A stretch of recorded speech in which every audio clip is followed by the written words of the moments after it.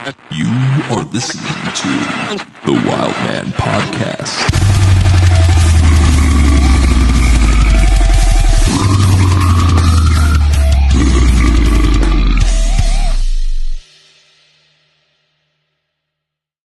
Awesome. Okay, cool. Good to go. Right. Well, everybody, welcome to the Wild Man Podcast. And we are very, very honored today to have Jeff Tuttle with us. Jeff Tuttle is an amazing musician, has a very long career in both visual and audio. Um, they were a member of the Dillinger Escape Plan. And right now, we are interviewing for their project, Shock Narotic, which is a grindcore band. And it's just really an incredible experience to be able to finally get to talk to you in person. I have so many questions for you, sir. I appreciate it. Yeah. So, thank you for Thanks for coming here having on the me. podcast. So, tell us a little bit about Shock Narcotic. How did you come up with that name? And what was kind of the artistic vision for that project? And how did you meet the members? So Sean and I, the singer, we've been friends for many, many years. And for as long as we've been friends, we've talked about like, hey, I think, we should do a band sometime, just like a lot of musicians do, Um, so it took a long time, but he he was like, I think I finally figured out like we're gonna get Don Slater from Battlecross and we're gonna get Zach Gibson from Black Dahlia Murder, and I think the four of us like will make some really cool music.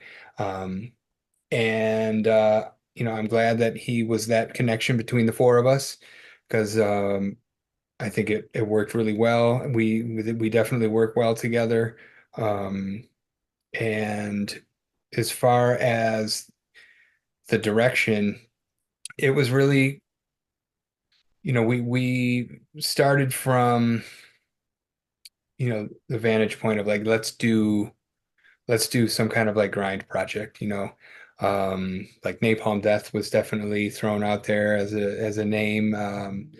Stuff like Flesh Parade or was thrown out there. Um, we got into a room, jammed it out, things worked, and then honestly, we started writing the record, and everything just like happened so quickly. There wasn't really a whole lot of time to think or second guess, and before we knew it, like the record was out, and but then the whole world shut down. You know, Yeah, I'll it say 1 year it later, happens. the pandemic hits. Yeah, Yeah. it happens. So yeah, so that's shock narcotic in a nutshell. Okay, excellent. I mean, what kind of things are inspiring you when you're writing for this band? Like what kind of movies are you watching? What kind of music are you listening to? Like what gets you excited? Um, I like, I love horror movies. Horror movies are 9 times out of 10, they're my go-to. Um, as far as music goes, I like everything. I mean, I know it's cliche for people to say like, I listen to a little bit of everything, but it's very much true. I love hip hop, I love classic rock music. I dabble in a little bit of like true country music, like the classics. Um, so yeah, I can find inspiration in a lot of different areas. Um, for this for this band in particular, once we kind of figured out the potential of like what we could do and what we wanted to do, um, it's it's kind of wild because my influence that I was like I was like talking to the dudes, I was like here's what I want to put into a pot. I want to put Meshuggah, Pig Destroyer, and Pantera in a pot. And then, years later to be working with Adam Jarvis and playing shows with Pantera, it was kind of wild how that ended up working out. Yeah. So how much does I got to ask because Dillinger Escape Plan is such a seminal band, huge. Like as far as like mathcore is really big now too. It just feels like that subgenre is really growing in as far as audience and stuff. How much of these previous bands that you've been a part of influence your approach to Shock Narcotic, or is it Uh, something completely different? Are you exploring new avenues of thought and expression? no, I mean, playing with Dillinger it was like a boot camp, you know. Obviously, the way that they approach music is completely different than just about anybody out there, and not even not just in terms of the compositions, you know, it just the energy level of the performances and everything, you know, that I mean, the two really do go hand in hand. Because you can feel that intensity in the music, and you can Are feel you? that. I gotta ask, are you in the mall video? The video that's kind of shot overhead of Dillinger playing in the mall, and then No, no, okay, no. That was before my time. okay, I gotta ask, but I mean, same kind of approach, and that has never changed. It's just intensity, always intense, always, Yeah, yeah, yeah. So that I feel like I feel like once you peek behind that curtain as a musician, like there's no going back. You know, that's gonna you're gonna take that with you no matter where you go. Um, and you know, that's not to say that I was like, hey, I wanna let's do this like Dillinger sounding part in this Shock Narcotic. That I mean, that's never been part of the conversation. But that being said, we draw influences from a lot of the same bands. Um, Even before I was playing with Dillinger, you know, I was listening to a lot of the same music um, that they were referencing, you know. So, um, you know, it's yeah, I don't know, man. That's an interesting question. you Uh, carry it with you, because you've lived yeah, through it and for stuff. sure, for Yeah, sure. You know, I mean, I still have I still have scars that yeah. see That's one every way to day, put it. reminders of the times and the places that I shared with that band. Yeah. Uh, so yeah, I mean, it's going to be in the corner of my mind for the rest of Mhm. my life.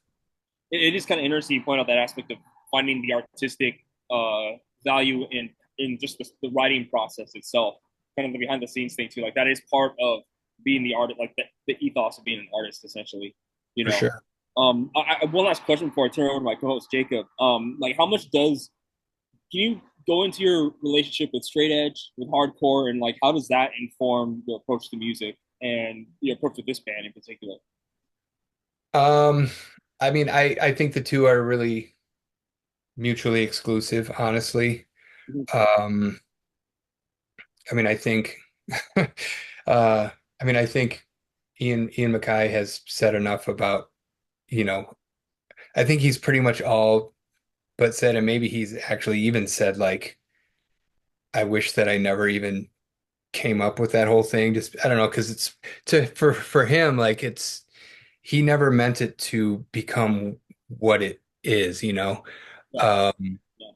and uh, to a certain point, you know, my viewpoint on that kind of stuff at this point, it's honestly it's more because I'm stubborn more than anything, you know. It's like Right. Yeah. Yeah. I Yeah. don't know. But yeah, it's you know there's not a whole lot of people that from back then, you know, that maybe still maintain that type of lifestyle. Like a lot of people, you know, they're able to keep the same type of mindset, but still like allow certain things. Like it doesn't have to be like such a hard cutoff, you know. Mhm. Um, I because yeah, like you know, back when I was like teenager in 20s, it definitely was like a separation between like what I perceived to be something that I just didn't want to be a part of, you know. Um, and like I'd rather spend my time over here with these people because I like what they're doing. And you know, you get older and you meet new people, and it's just like a different your viewpoint changes, I guess, so Yeah. it's never really factored into my the writing or performing or writing of music. Mhm. Um, but I think maybe some of the influences, like the what maybe drew me toward a straight edge lifestyle, I would say that more influences me as an artist, if that makes any sense at all. Yeah, the mindset that had brought Yeah. you to those things. Yeah, Yes. Yep. Yep. stepping stones. Yeah. Yep. Well, my Good question question. is for you is like when you guys are writing material, is it like certain members that write it, or do you guys all come together and like nail out an album like or songs together? So for this band, I do all of the writing. And so I'll write all the guitars, and then Sean, Don, Zach on the first record, Adam on the second, um, put their personality to it. I'll record or I'll program some drum sketches. By no means am I Zach Gibson or Adam Jarvis. They're going to approach the drums in a different in a way that I could probably never even fathom. Same with Don on bass. Um, I'm not gonna I'm not gonna tell Don what to do on the bass, you know, just because the way he approaches writing and playing, I mean, it's completely unique. He's got such a style, and I think, I would say that the only discussion that was ever really had would be like this part, maybe let's lay back a little bit. So that way, when we get to this part, the contrast of the two will make that end part even better. Because as much as we all want to turn it up to 11 constantly, um, without that contrast, I think it loses its effectiveness to a certain degree. Yeah. Mhm. So my second question is, I know you guys probably all record at, I'm guessing, assuming your place. How does the recording process go with you guys? Do you guys like?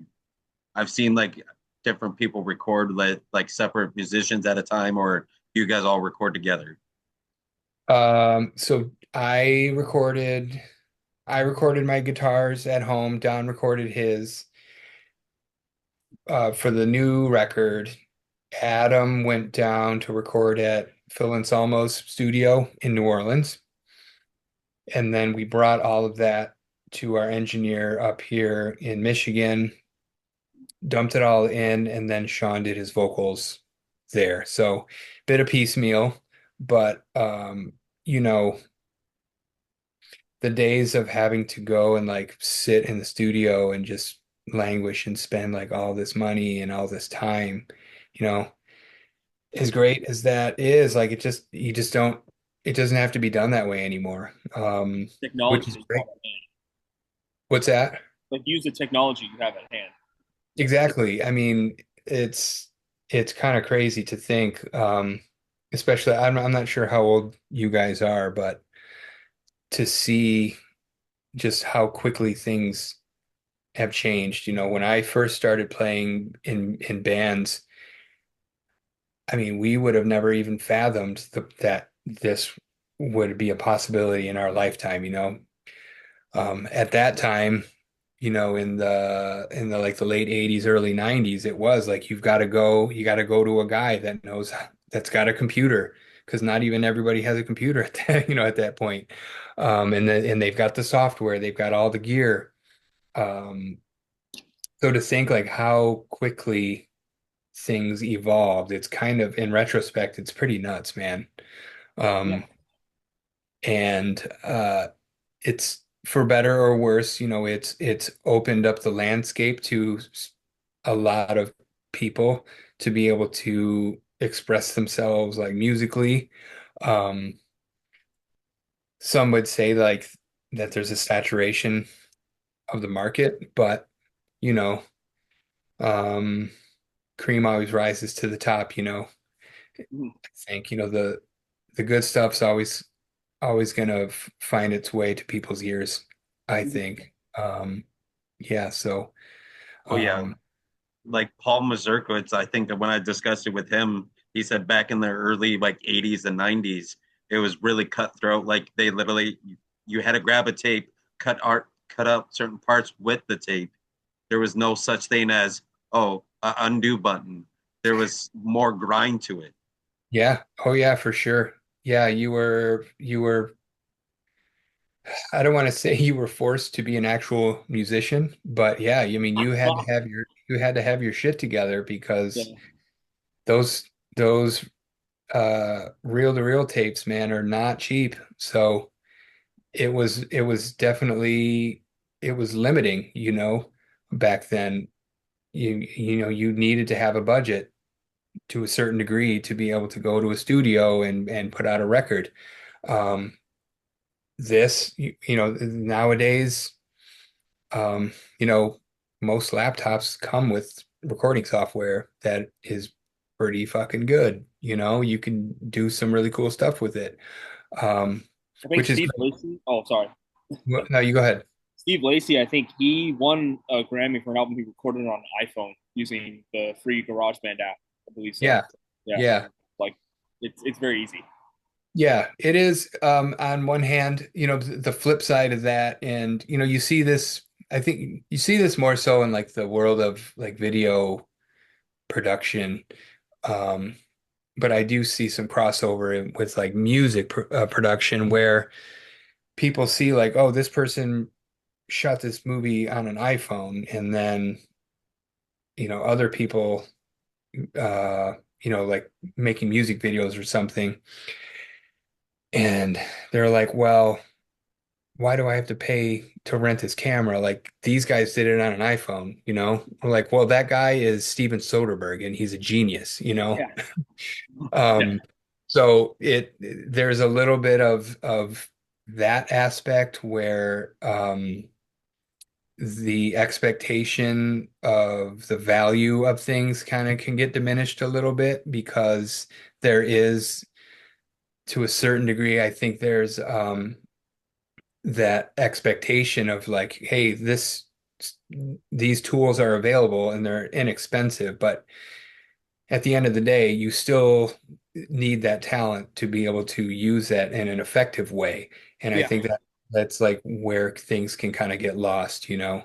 just because the software is there and available and inexpensive, you know, not everybody is going to be like Rick Rubin. Yeah, yeah, But then again, like, I mean, the way that AI has exploded so quickly, like, I'm concerned that more people aren't concerned.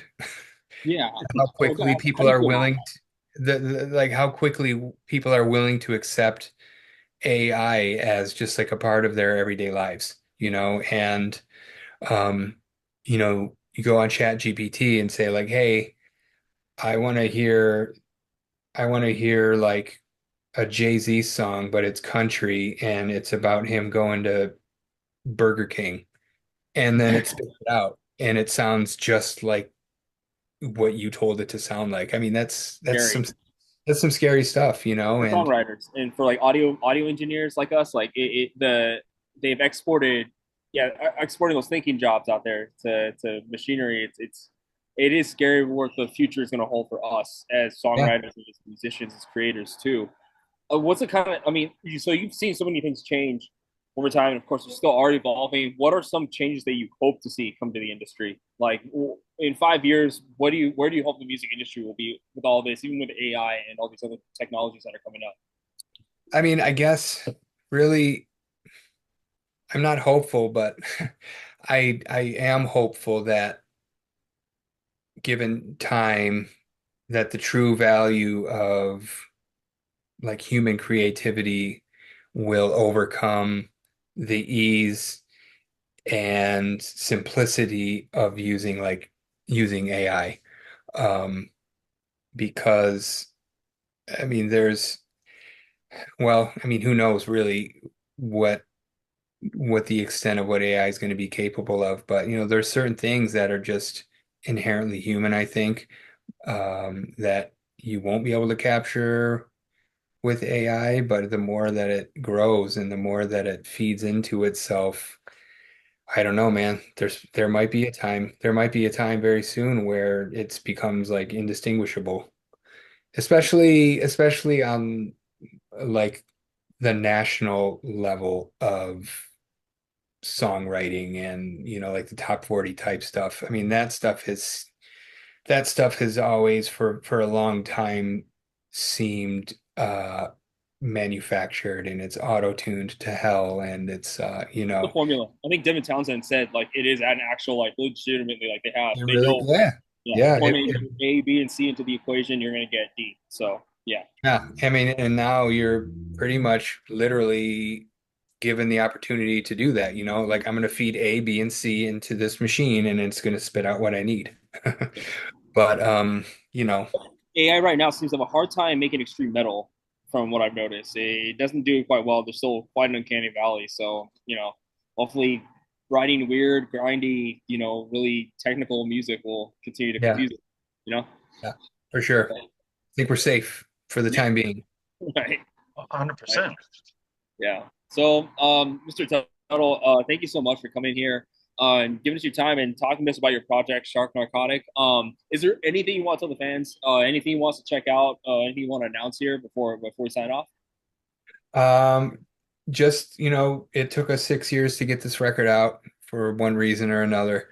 We're just all really happy. The reception has been really positive. So, I want to thank everybody that's checked it out. I want to thank you guys for helping to spread the word. We're really excited that the record finally saw the light of day. There was definitely some dark times where we didn't know if it would ever come to fruition, but um, we made it work. We gave ourselves a hard deadline. Uh, I don't know about you guys, but working without a deadline is just like Yeah, no, it's you need Oh, I deadlines. definitely understand that. Working with the deadline is always like made it like push me to the edge. Like I'm like, I hate this. But at the same time, it pushes you to keep going.